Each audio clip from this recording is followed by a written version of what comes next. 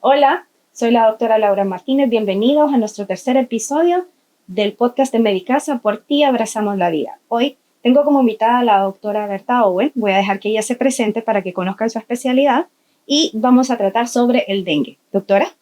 Hola, mucho gusto. Mi nombre es Berta Owen. Soy médico pediatra, tengo 13 años de experiencia y un gusto estar con ustedes el día de hoy. Hoy, doctora, el dengue, hay muchos casos de dengue. Cuéntenos qué es el dengue y cómo se transmite. Mira, Laura, el dengue es una enfermedad febril aguda, o sea, inicia como síntoma principal por tener fiebre alta el niño. Es muy característico que el niño está jugando, durmiendo, hizo la siesta o se despertó con una fiebre sumamente alta. Las mamás te lo dicen, o sea, el niño está prendido de fiebre y estaba sano, doctora, no sé qué pasa. Bueno, sí sabemos qué pasa, estamos en una epidemia de dengue. El dengue se transmite por la picadura del mosquito, de la Aedes aegypti, que pone ese virus, ¿verdad? Que puede ser lo pica el zancudo y no mañana presenta fiebre. Van a pasar unos 4 o 7 días para que inicie la fiebre. Entonces, no necesariamente tenemos que ver la picadura del niño para saber. En el momento, lo acaba de picar y ya va a empezar. Dengue, Toda enfermedad viral pasa por un periodo de incubación. Después el niño va a presentar síntomas y el síntoma principal va a ser la fiebre, que se caracteriza por ser de inicio súbito, es muy alta, fiebre de 39, 40 grados, y que generalmente la mamá te lo dice, no pasan ni 4 horas y ya está otra vez con fiebre. Le doy el acetaminofén y ya está otra vez con fiebre. ¿Qué significa eso? Que es muy intensa, que está generalmente presentándose en menos de cada 4 horas, ¿verdad? Además, se acompaña de otros síntomas, puede ser dolor de cabeza, irritabilidad en los niños más pequeños, ¿verdad? También dolor retrocular, dolor de huesos. Los niños que son más grandes te lo dicen, pero por ejemplo un lactante de 4 o 6 meses no te va a decir, mamá, me duele la cabeza, ¿verdad? Sino que son niños que lloran y tienen fiebre muy alta. En los niños pediátricos es muy importante la presencia de vómitos y dolor abdominal. Es uno de los síntomas más comunes y que casi siempre es la causa del por cual los niños se complican. Empiezan con dolor abdominal, náuseas y vómitos, y eso es lo que lo lleva lastimosamente a las complicaciones del dengue. Pero no presentan diarrea. Pueden presentar diarrea. La diarrea en los niños, en el caso del dengue, sí está presente, ¿verdad? Puede haber inclusive un cuadro de faringitis leve. A veces, mientras más pequeño es el niño, se ponen como más mocositos y les dan más síntomas intestinales, más náuseas, más vómitos. A medida van creciendo ya no son tan comunes. Entonces, no es como fiebre y ya. Generalmente, mientras más pequeño es el paciente, va presentando el cuadro como más combinado. Hay fiebre muy alta, irritabilidad, llanto, náusea, vómito, dolor abdominal. Algunos niños hacen diarrea, ¿verdad? Ya cuando el niño está en el niño escolar, ya los síntomas son más clásicos, como los del libro, como decimos nosotros, que, sí, me duele la cabeza, me duelen los ojos y tengo fiebre, ¿verdad? Así como el adulto, pues, que es un cuadro bien característico. ¿Y cuánto tiempo nosotros podríamos considerar de decir, ya está pasando? Mira, la enfermedad, la fase febril, dura aproximadamente de 3 a 7 días. Hay niños que tienen suerte, les digo yo, solo tienen 3 días de fiebre, pero hay otros niños que pueden durar hasta 7 días con fiebre. Y las madres no lo pueden creer y se vuelven locas porque tienen 7 días de fiebre, ¿cómo es posible? ¿Verdad? Pero sí, es posible. Los casos más severos de fiebre pueden durar hasta 7 días, pero la mayoría de los niños andan haciendo entre 3 y 4 días de fiebre. ¿Y siempre se presenta un rash? Fíjense que, hay características como de la fase. Por ejemplo, la primera fase del dengue es la fase febril que te digo, que es caracterizada por la fiebre alta y todos los síntomas anteriormente mencionados, donde ahí el problema que puede pasar es la deshidratación del niño, que es el mayor problema que estamos viendo ahorita en esta temporada. El niño se deshidrata porque necesita altas cantidades de suero, que dicho sea de paso, tiene que ser medido por kilo, ¿verdad? Por su médico, eso es muy importante. Entonces, no es como que si yo como mamá vengo y empiezo como a dar suero, o los damos paulatino. Efectivamente, lo puedes hacer en casa, o sea, la mamá, desde el momento que su niño tiene fiebre, puede dar acetaminofén, puede dar suero, pero inmediatamente en las primeras 24 horas buscar atención médica, ¿verdad? Okay. Ahora, como te digo, la fase febril, el problema es la deshidratación. Luego, cuando la fiebre se quita, ¿qué es lo que pasa? Normalmente las madres se alegran y dicen, gracias a Dios, se le quitó la fiebre a mi hijo, sí. Gracias a Dios, era lo peor, yo no aguantaba esa fiebre, no me dejaban dormir.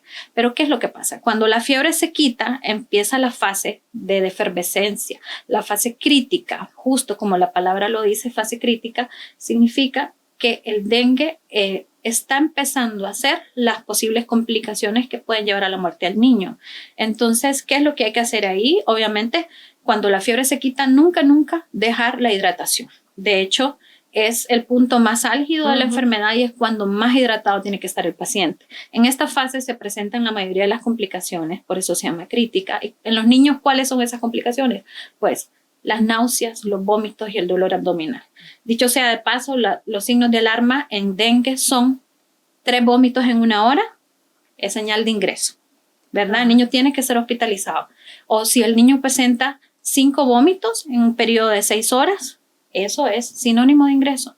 Si el niño no te tolera la vía oral, si el niño ya te deja de tomar suero, o sea, es aquel niño que ya no te acepta ni a la fuerza, como dicen la mamá, tú no lo puedes dejar en casa porque lo que va a pasar es que va a desarrollar todas las complicaciones y entonces ya vas a traer un paciente muy complicado al médico, ¿verdad? Entonces, eso es bien importante que hagamos esos signos de alarma. Cuando el niño empieza a decir, uy, me duele el estómago, ya no quiero suero, mamá, ya no quiero suero, y no se para de quejar de dolor de estómago, eso es un signo de alarma muy importante que nos está diciendo que puede tener el hígado inflamado, el dengue inflama el hígado, también puede inflamarse la vesícula, ¿verdad? En el caso del dengue, todo por la serositis que ocurre y hay extravasación de líquidos, o sea, el líquido se sale de los vasos sanguíneos y se va para otros lugares, como el abdomen, el corazón, los pulmones, y eso puede ocasionar las complicaciones de la fase crítica, ¿verdad? Entonces, esa es la segunda fase. Ya la tercera fase, cuando el niño fue tratado de una forma adecuada,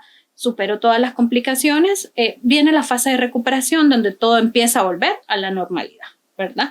Ya no hay fiebre, ya no hay dolor abdominal, ya no hay náuseas ni vómitos y el niño empieza la recuperación, ¿verdad? Entonces, es un proceso, sí, es un proceso más o menos de 7 días.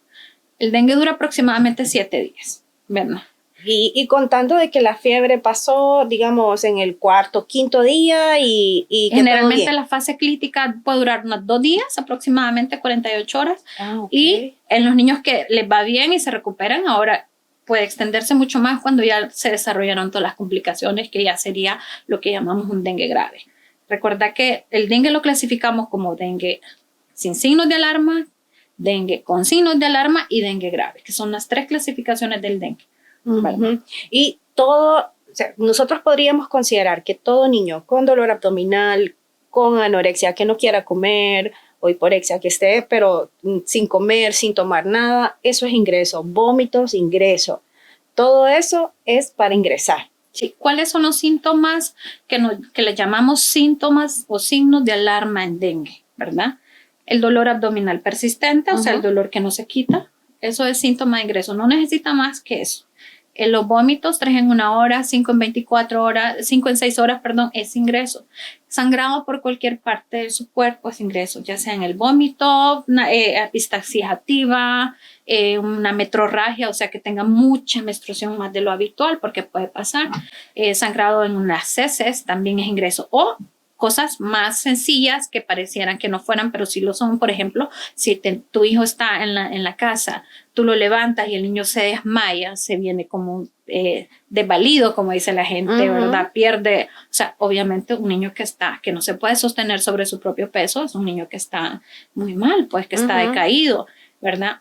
Otro síntoma súper importante de alarma que lo hemos estado viendo, que hay niños que han fallecido por eso, son las convulsiones, ¿verdad? Porque las convulsiones, fíjate que en dengue las convulsiones pueden ser por fiebre, en los casos de convulsiones febriles, pero también puede ser por una encefalitis viral por dengue. O sea, el dengue es una enfermedad que te afecta el cerebro. Puede llegar a inflamar las membranas, ¿verdad?, del encéfalo, del cerebro, y llegar a producir una encefalitis, ¿verdad? Y eso puede ser causa de convulsiones, de alteración del estado de conciencia, ¿verdad? El niño está sumamente irritable o muy letárgico. O sea, yo les digo, si usted me trae un niño a la consulta y póngale que es un niño de 12 meses y es un niño que desde que lo acuestan en la cama, el niño no se defiende, no responde, está como trapito, como dicen las personas, ¿verdad? Es un niño que está apachurrado desde todo punto de vista, es un niño que tiene su estado de conciencia alterado y muy probablemente sea por varias alteraciones. Pueden haber alteraciones en los electrolitos, pueden haber alteraciones en el encéfalo, ¿verdad? Ser signos de una encefalitis. Y hay muchas más complicaciones del dengue. Entonces realmente sí hay que tener mucho cuidado para que nuestros pacientes realmente sepan de que tenemos que tener mucho cuidado con las medidas preventivas, ¿verdad?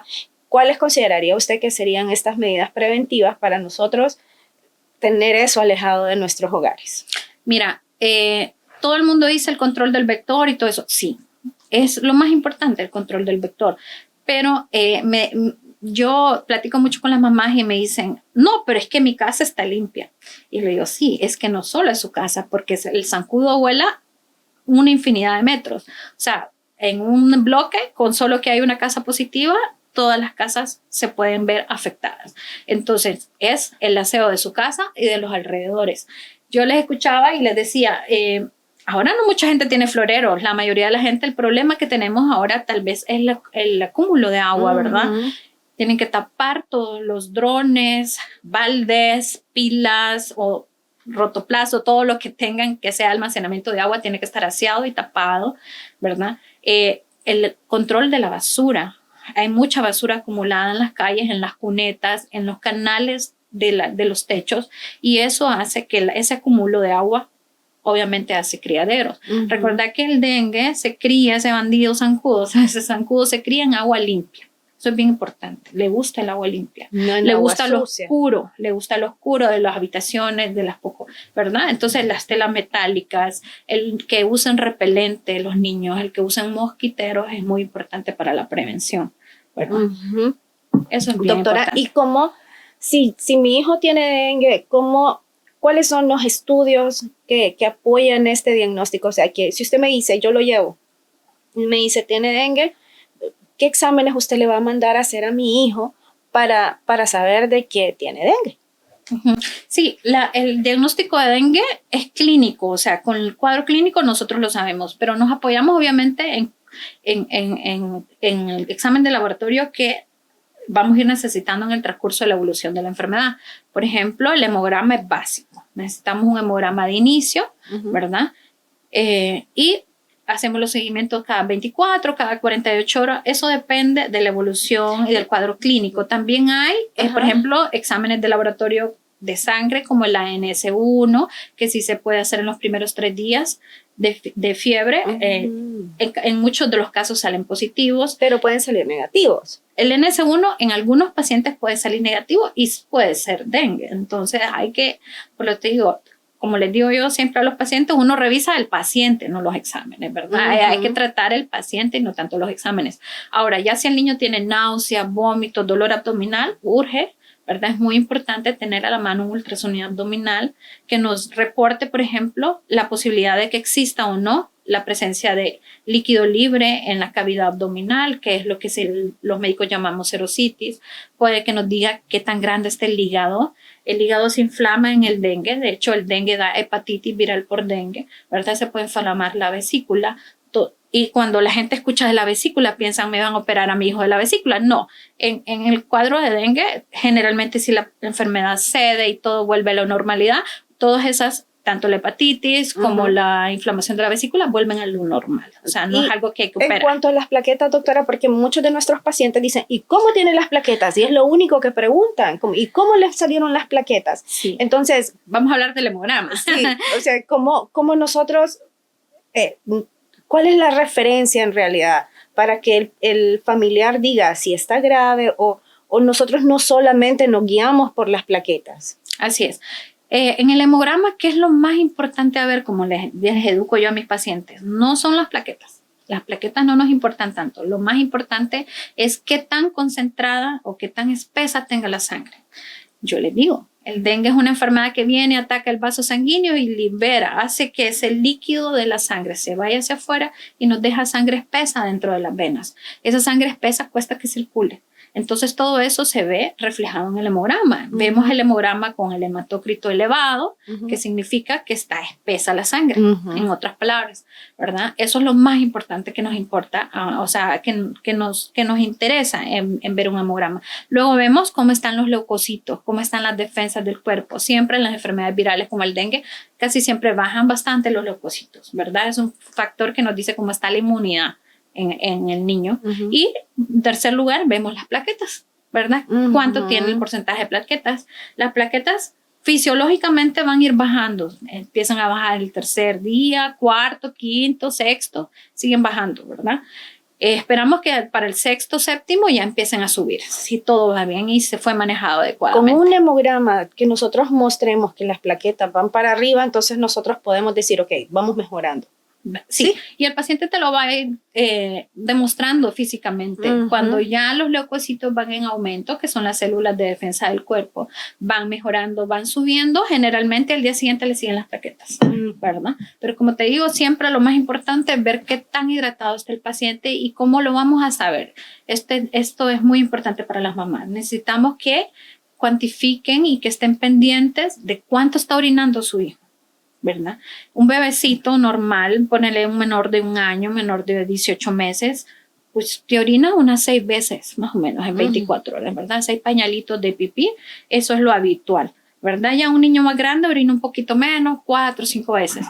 Pero si tú me dices, el niño se acostó, ayer lo acosté, ese es el pañal y son las 9 de la mañana, 10, 11 de la mañana al día siguiente y no le has cambiado el pañal con el que lo acostaste, o sea, es un caso grave de deshidratación. Ese niño está deshidratado, aunque todavía no lo veamos como lo decían los libros antes, ojos hundidos, mollera hundida y que no tiene lágrimas, ya esos son casos severos de deshidratación, pero con solo que sepamos que el niño no ha miccionado, no ha orinado lo normal, habitual, entonces ya estamos ante un caso de deshidratación. Ok. Y en cuanto al tratamiento, doctora, siempre es solamente acetaminofén, paracetamol y agua, ¿o no? Sí, y dijiste una palabra que me da como chiste o risa, porque la mamá solo acetaminofén, doctora.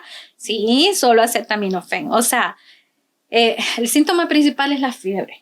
Y lo que hay que controlar es la fiebre. Entonces damos el paracetamol o acetaminofén dosificado por kilo, de 10 a 15 ml por kilo, ¿verdad? Dosis, y se da cada 4, cada 6 horas. Eso en la etapa febril. Ojo con eso, porque he encontrado pacientes 7 días dando acetaminofén. No, solo se da mientras está la etapa febril, ¿verdad? Y algo más importante que el acetaminofén es la tomada de suero. Y el suero las personas lo ven como, sí, yo le doy suero, doctora, le doy bastante. Es que no es bastante, les digo yo. Es dosificado por kilo de peso, ¿verdad? Nosotros los pediatras sacamos superficie corporal y en base a eso ya tenemos una especificación de 1800 a 2000 ml por superficie corporal y ahí vamos dosificando cada hora, cada 2 horas. Dependiendo de la edad del paciente se puede descansar y el suero es de día y de noche, ¿verdad? En la noche usted los deja descansar 2-3 horas, despiértalo para seguirle hidratando, señora, y claro, usted se duerme, el niño se duerme, el dengue no duerme, el dengue sigue haciendo daño, por eso la hidratación debe ser continua en el transcurso de las 24 horas. Sí, porque yo tengo pacientes, doctora, y dicen, ay, no, es que el suero, él pidiera que no le gusta el suero. Entonces, o en caso contrario, vienen y compran como 5 botes de suero y quieren darle todo el suero durante ese día. Entonces, para todos es bien importante saber de que también el suero se cuantifica, no es darlo así por así, ni muy poquito ni mucho. Sí, y eso se lo va a decir su médico, ¿verdad? Entonces, sí es importante el suero. Hay otros medicamentos que pueden ser usados, que son inmunoestimulantes, ¿verdad? Que quizá no están aprobados tan en general, pero sí sabemos que mejoran, ¿verdad? Y dependiendo, por ejemplo, si ya es un paciente que se hospitaliza, ¿verdad? Ya va con sueros endovenosos, o sea, suero en vena, que puede ser 24, 48, 72 horas, dependiendo qué tan grave haya dado el paciente. Cuando un paciente se ingresa con líquidos, se ingresa con sus signos vitales cada hora, se mide su orina, se mide todo lo que come, ¿verdad? Eso se llama medir ingestas y excretas. También se está cuantificando su hemograma a diario. También se le miden sus pruebas de función hepática, porque, como te dije, el dengue afecta el hígado y es ahorita, justo en esta enfermedad, creo que lo que más anda circulando es dengue 3 y es uno de los que más afecta el hígado, sí. Porque para que sepan, hay dengue 1, dengue 2, dengue 3 y dengue 4. Y en Honduras tenemos los 4. O sea, somos millonarios en dengue, ¿verdad? De hecho hay una subespecie de dengue que es dengue Honduras. Y entonces es como somos máster en dengue aquí en el país, ¿verdad? Lastimosamente es una enfermedad que ha venido ahorita a quitar muchas vidas de niños, ¿verdad? Sí, niños principalmente, adolescentes, algunos adultos, sí. Entonces sí, es muy importante la educación a la población y me alegro de que estemos tocando este tema ahorita. Qué bueno, doctora. Y otra cosa, fíjese que la vez pasada, no sé si usted recuerda, tuvimos un paciente, ¿verdad? El paciente pues no se podía quedar ingresado, ¿verdad? Y fue referido al hospital. La mamá decidió llevárselo a la casa y tratarlo en casa. Entonces, sí me gustaría que les comentara a nuestros pacientes la importancia de que estos pacientes, si necesitan ingresos, sean tratados dentro de una institución hospitalaria y que no lo lleven a su casa, porque es de importancia que sean hidratados para que hagamos ese hincapié. Claro, sí. Porque ellos dicen, no, yo no me voy al hospital. Pero en realidad sí es bien importante que sean tratados si están complicados. Así es. Ya desde el momento que decidimos o que se hace el diagnóstico de dengue con signos de alarma o dengue grave, el manejo hospitalario sí o sí. O sea, y no hay como poderlo tratar en casa. Ni porque yo soy enfermera y yo le voy a poner sueros, o yo soy médico y le voy a poner sueros, o una vecina me la va a poner un suero. El dengue con signos de alarma y el dengue grave no se cura con una bolsa de suero. Quiero que quede bien claro porque ya hay varios niños que se han complicado justo por eso, porque creen que con una bolsita de suero al día les va a bastar y eso no es así, ¿verdad? Entonces, si no se puede quedar en nuestra institución, pues obviamente puede asistir a los niveles públicos, hay varias salas de estabilización, está el hospital escuela, el seguro social, pero necesita estar hospitalizado. Sí, eso es bien importante para todos y realmente me complace que podamos tocar esto, porque como dijo la doctora, muchos de los pacientitos han muerto quizás no por descuido, sino porque han sido maltratados. Entonces, sí es bien importante esto. Y doctora, ¿algún comentario que usted quiera darle a nuestras mamás que nos están viendo, tanto adolescentes, porque muchas veces nos enfocamos bastante en los niños pequeñitos, pero no en la parte de la adolescencia, como usted habló de la metrorragia, ¿verdad? De esa menstruación que no para, que es un signo de alarma, sí tiene dengue. Entonces, en los adolescentes también, para que nos dé un poco de retroalimentación sobre ellos, porque también son pediátricos. Así es. Y de hecho son un grupo de los que más se ha afectado ahorita en esta epidemia de dengue que ha habido, mucho adolescente enfermo. Lastimosamente los colegios y las escuelas están sumamente positivas por dengue en las ovitrampas y todo eso. El nivel de contaminación de la presencia del zancudo contaminado con dengue es muy alta. Entonces los niños y los adolescentes se están enfermando en las escuelas más que en la casa, me parece. Entonces, este tipo de pacientes, los adolescentes, por su propia idiosincrasia de su edad, son poco tendientes a hacer caso, ¿verdad? No les gusta tomar el suero, ellos deciden no tomarlo y no hay nadie que los obligue. Como les digo, me dice una mamá, ni así le pongo un embudo, doctora, me toma el suero. Y lastimosamente esas decisiones son las que los llevan a complicarse, ¿verdad? Porque definitivamente si no toma el suero adecuado, ese adolescente se va a complicar. ¿Y qué es lo que pasa con los adolescentes? Generalmente es que ocultan los síntomas, no dicen nada, se quedan callados. Ya cuando no aguantan, empiezan a decir todo y generalmente están bien complicados. Es un grupo de edad pediátrica en la cual las complicaciones son bien frecuentes. Y ya escucharon, ¿verdad? Tenemos que tomar todo esto en cuenta. Realmente, doctora, agradezco mucho su tiempo. Gracias por acompañarnos en nuestro tercer episodio del podcast de Medicasa. Por ti abrazamos la vida y los espero para nuestro siguiente episodio. No olviden seguirnos.